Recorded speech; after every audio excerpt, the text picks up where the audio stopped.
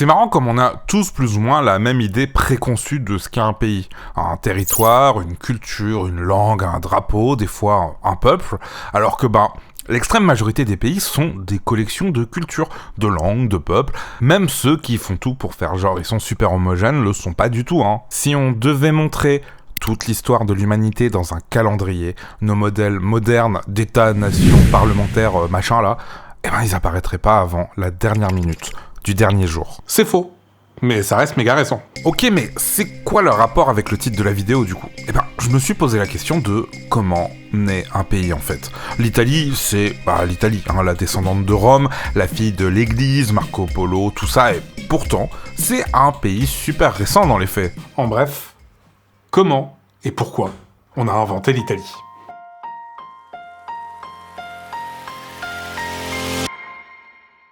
Je dis qu'on a inventé l'Italie récemment, mais si on cherche 2 secondes, on trouve des traces du nom dès l'Antiquité. C'est pas sorti d'un chapeau non plus, mais la Rome antique a autant à voir avec l'Italie moderne qu'avec la France moderne. Rien donc, Mais qu'est-ce qui s'est passé ? Au moment de la chute de l'Empire romain, en 476, comme on aime bien le dater, c'est le début du Moyen-Âge, qui va durer jusqu'à la fin de l'Empire romain, 1000 ans plus tard. Vous inquiétez pas, ça fera sens plus tard. À cette époque, l'Empire subit des tensions de tous les côtés. Économiquement, c'est le sbeul, et politiquement, ça l'est tellement qu'on le sépare en deux avec une moitié gérée depuis Constantinople dans la Turquie actuelle. Donc autant vous dire qu'à force de pression extérieure des peuples voisins, à qui les Romains ont bien cassé les glaouis de base, on n'oublie pas, de gros changements climatiques, le déclin de la population et une chier d'autres facteurs, l'unité romaine, elle va pas faire long feu quoi. Mais du coup, il reste quoi ? Alors, parce que c'est pas comme si tout le monde s'était réveillé un jour de 476 et bam, il n'y avait plus de Rome. C'est un processus qui a mis des siècles et a eu des dizaines de facteurs différents. À son pic, l'Empire romain allait de là à là. C'est juste immense. Le souci, c'est que ça s'est surtout étendu comme ça via des invasions de peuples qui vivaient déjà sur place et qui, généralement, étaient pas trop chauds de passer sous occupation romaine. Donc t'as un territoire énorme comme ça, là, avec tout ça de frontières aussi, c'est archi compliqué et cher à défendre. Au fur et à mesure que la force de Rome va diminuer, ces frontières et ces territoires vont progressivement se faire manger, majoritairement par des peuples germaniques, genre les Goths ou les Vandales. Mais pour le romain de base, il n'y a pas grand chose qui change en vrai. Quand l'empereur Auguste est remplacé en 476, les gens voient juste un général romain chrétien prendre la tête du pays.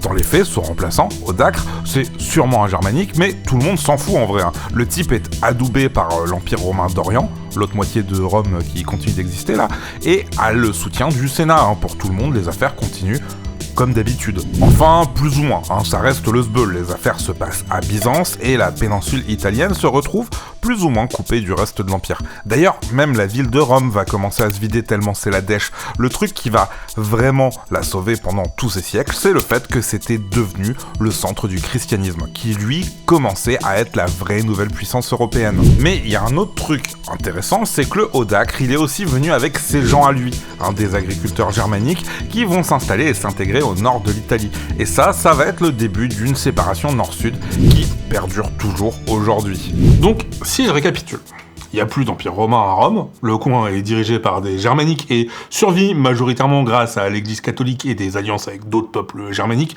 autour, genre les Francs ou les Vandales. Et c'est plus ou moins comme ça que va se dérouler le Moyen-Âge en fait.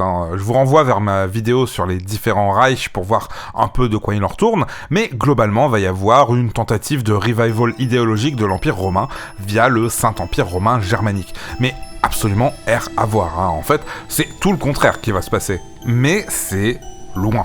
Du coup, les Italiens vont avoir le double avantage de faire partie d'un empire un peu énervé à qui on n'ose pas trop casser les glaouis, mais être assez loin pour pas se faire micromanager leur vie par un manager qui veut savoir pourquoi t'es pas actif sur Slack. Parce que je travaille, Caius, et que j'ai peut-être autre chose à foutre de ma vie que de te montrer que je suis dispo, bordel de merde.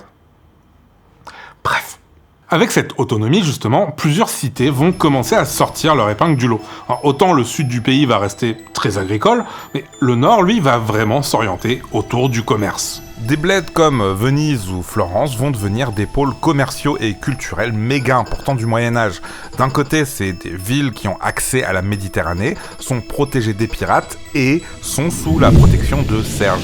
Clairement, le bon bail en vrai. Entre le 11e et le 13e siècle, les villes deviennent des communes, de vraies entités politiques qui gèrent à peu près tout ce qui les concerne localement. Et le modèle va se généraliser un peu partout en Europe en vrai. Puis, avec le temps et toujours plus d'autonomie, parce qu'au final ça tourne très bien tout seul, certaines de ces cités qui sont presque des États vont carrément devenir leur propre bail, avec leur propre politique intérieure mais aussi extérieure. En Italie, on a le cas des cités-États qui, au fil de la Renaissance, vont progressivement se transformer en républiques maritimes. Toujours Venise, toujours Florence, Pise, Gênes, toutes ces villes ayant pignon sur mer deviennent des mini-pays dans l'Empire, avec leur propre gouvernement, monnaie, armée et tutti frutti. Ils vont révolutionner la manière dont on commerce, sans régir sur les échanges entre Asie, Europe et Afrique. Bref, toutes ces cités-États / républiques maritimes italiennes vont devenir les persos principaux de l'histoire.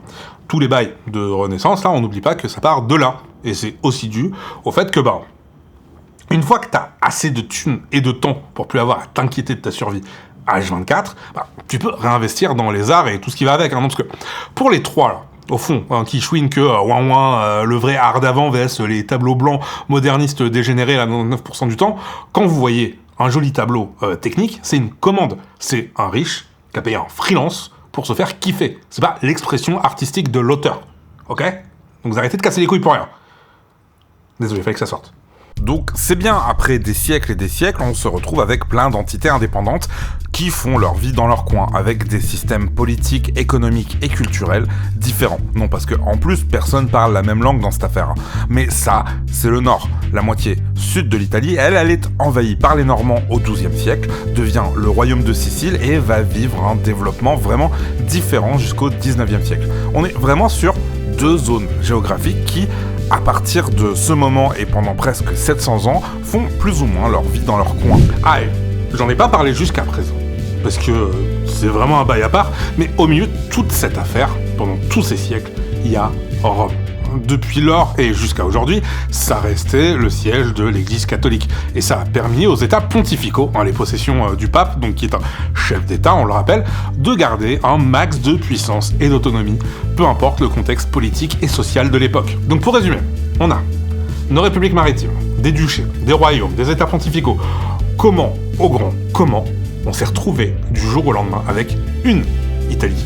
Il y a un peu une légende urbaine mythologique historique comme quoi ce serait grâce à la Révolution française puis à Napoléon que les Italiens auraient décidé de se soulever et de devenir une nation. Il y a une autre histoire qui dit que ce serait grâce à un opéra de Verdi que les gens se seraient rendus compte qu'ils voulaient casser des bouches et faire partie d'un État-nation. Si vous avez au moins 2 neurones qui se touchent, normalement vous devez vous douter que des événements aussi majeurs arrivent pas de manière aussi brusque ni aléatoire. Ça fait souvent partie de processus archi longs, comme la chute de Rome a mis des siècles à arriver, l'unification italienne, c'est aussi un truc qui a été construit dans le temps. À la fin du XVIIIe siècle, l'Italie, on le redit, c'est ça. Mais, et ça, vous l'avez sûrement déjà appris à l'école, l'Italie, c'est aussi le pays de la Renaissance. Cette soi-disant volonté de trancher avec l'héritage barbare du Moyen-Âge pour renouer avec l'Antiquité gréco-romaine noble et civilisée. Alors, soi-disant, parce que même si la volonté était là, il n'y a pas eu de cassure nette, il n'y avait pas de meilleure ou pire période, c'était vraiment juste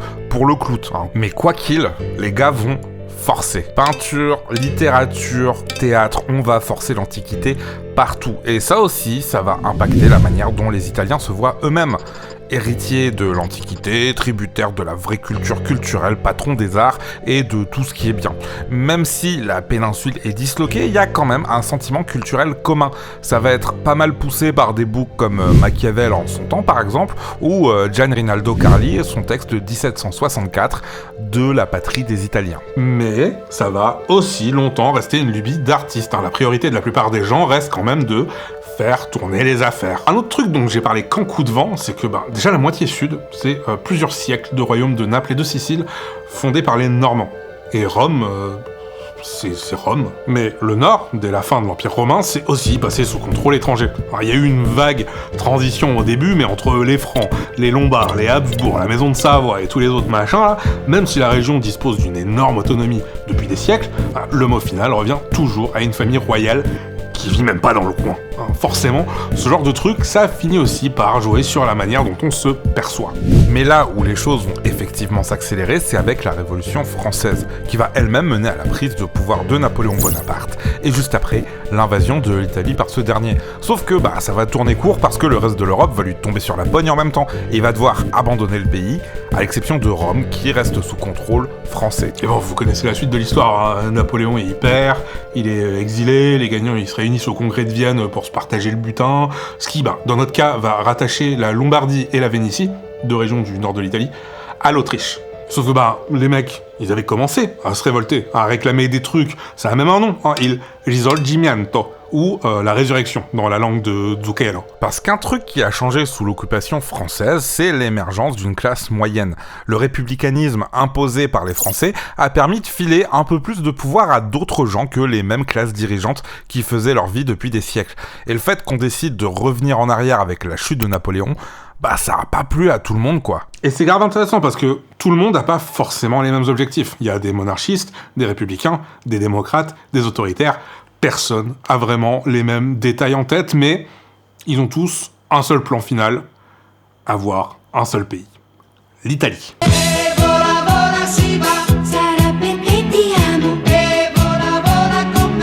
C'est le concept de realpolitik qui est né au 19e siècle et qui dit simplement que des fois faut faire des compromis. C'est mieux d'obtenir une partie de son projet politique en négociant que de rien avoir parce qu'on s'est accroché à ses idéaux de A à Z. Va d'abord y avoir la région du Piémont qui va se soulever en 1821, puis ça va être le tour de Palerme, Milan, Naples, la Sardaigne, jusqu'à culminer avec la première guerre d'indépendance italienne de 1848.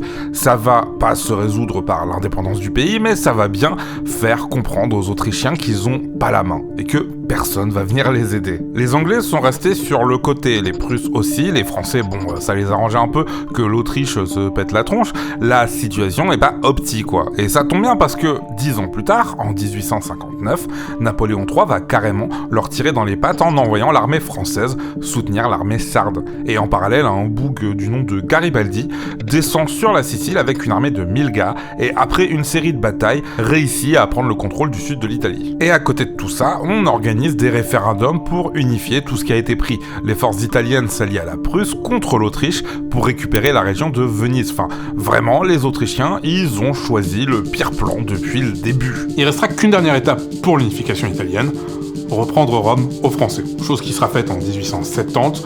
L'année d'après, la ville devient la capitale du nouveau royaume d'Italie. C'est la première fois qu'on a une forme d'organisation politique sur ce territoire depuis plus d'un millénaire. L'Italie qu'on connaît aujourd'hui et qu'on voit comme une continuité depuis des siècles et des siècles, en fait non.